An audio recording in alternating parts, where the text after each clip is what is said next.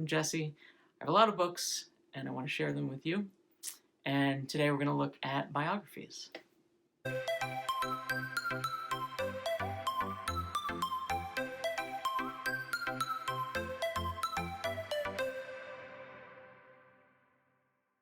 So we're looking at this box here. These are biographies. I have two different boxes of biographies, but we'll look at this one today. And it's got some real classics in it that are really great. I think a lot of people have read Anne Frank, particularly in school. This is a very old copy. This might be my parents' copy, or my wife's parents, or someone like that. This copy is from 1973, so that's 4 years older than me. But of course, an excellent story if you haven't read it, seen a movie, seen a play, seen a cartoon, seen whatever version of this you've seen, gone to the museum. There's a lot to learn from that wonderful book. And then another classic, Malcolm X, The Autobiography. I don't know if it counts as an autobiography when it's half written by another person, but this is a superb book. Again, if you haven't seen the movie, if you have seen the movie, read the book too. This is very tiny text, very long book, but excellent, and with several important social epiphanies that I had while reading it, especially towards the end. No spoilers, but it's an excellent book. The other ones in here are not quite as old or not quite as classics, but a lot of good ones. So I have 3 books about the Beatles. I have The Beatles by Hunter Davies. The Beatles All These Years Tune In, Volume 1, and Paul McCartney's book all about Paul McCartney. So there's a number of books here I haven't read, which is a shame. I'm a little embarrassed, but I'm just admitting it on camera. I haven't read the Paul McCartney book. It just looks immense. But this book, Tune In, is one of my favorite books of all time. I listened to the audiobook of it, and the narrator, there's just a single narrator, but he does the 4 voices of the 4 different Beatles differently and distinctly, as well as the voices of the rest of the cast, Brian Epstein and whoever else is in it, because this book only covers the first couple years, the Beatles' lives, and only the first couple years of them as a band, well, as the Beatles officially at least. It's meant to be 3 volumes. I keep checking, and the other 2 volumes aren't out yet, but it's been a number of years. So it's one of those things like Game of Thrones where I hope that the author actually finishes them. But I really recommend this, and I recommend the audiobook. It's excellent. But it is an immense book. And then speaking of also really long books is this Bill Clinton book. This is his biography.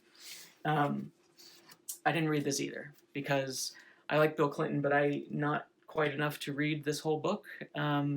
It's pretty big. But there is a story with this.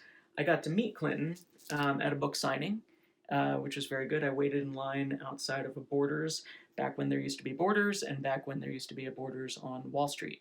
And that's where I waited in line. And what's also interesting about that, and I won't say too much because my wife is the one filming, but I met a girl in line who I dated for a while I waited in line for the book signing. So that was cool at the time. Now it's terrible, of course. But very interesting at the time. The book I started, and then it was just too detailed. Too much information about Bill Clinton. Similar book in terms of just being a political presidential book is Becoming by Michelle Obama, which I also did not read, but is on my list to read. My wife read it, and together we watched the documentary, which is very different than the book, according to my wife, but also very good. And this is a well-known book that millions of people have read, and I'm looking forward to reading it. What else do we have here? One of my favorite biographies, maybe my favorite biography of all time, is Trevor Noah's. It's just excellent. So Trevor Noah is the host of The Daily Show. He's a comedian, and he was born in South Africa, and it's all about the racial situation and racial sociology and environment of South Africa, and growing up a biracial citizen there. And it's hilarious. It's a really, really funny book. And this one I also listened to the audiobook, and he narrates it. And as a comedian, he's an amazing narrator, and the book is excellent. Highly recommended. Of any here in this box, that's the number one I would recommend, is Trevor Noah's. And then we have a graphic novel here about Andre the Giant. Wrestler, famous wrestler, also in The Princess Bride. Really simply drawn, interesting book about a person who had many facets and had an interesting and difficult life. That's an interesting book. And in fact, there's a quote from Mandy Patinkin, who was also in The Princess Bride. A giant of a man in every way. I'm thrilled to see his story finally told. And then we have Educated. This is the last one I'll show, and this is going to collapse. Educated I read recently by Tara Westover, and it's her life growing up in rural, I want to say Montana or Idaho, and in a very religious family, and how she survived and was able to grow and change and get a different perspective on her life as she grew older, and looking back on it and seeing how it shaped her. And it also has an interesting facet that you don't hear a lot of authors address explicitly, which is saying she's not sure how true some of her memories are, because her siblings have different memories of certain situations. And that just makes you question a lot of your own past and think through what you think you know and how accurate that might be. But it's an excellent, excellent book, New York Times bestseller, and I highly recommend that too. So that's what we have here for some biographies today, and at a later date I'll go through the other biography box, which is behind me. And that's it. Thanks for watching. Like and subscribe if you can, and I appreciate it.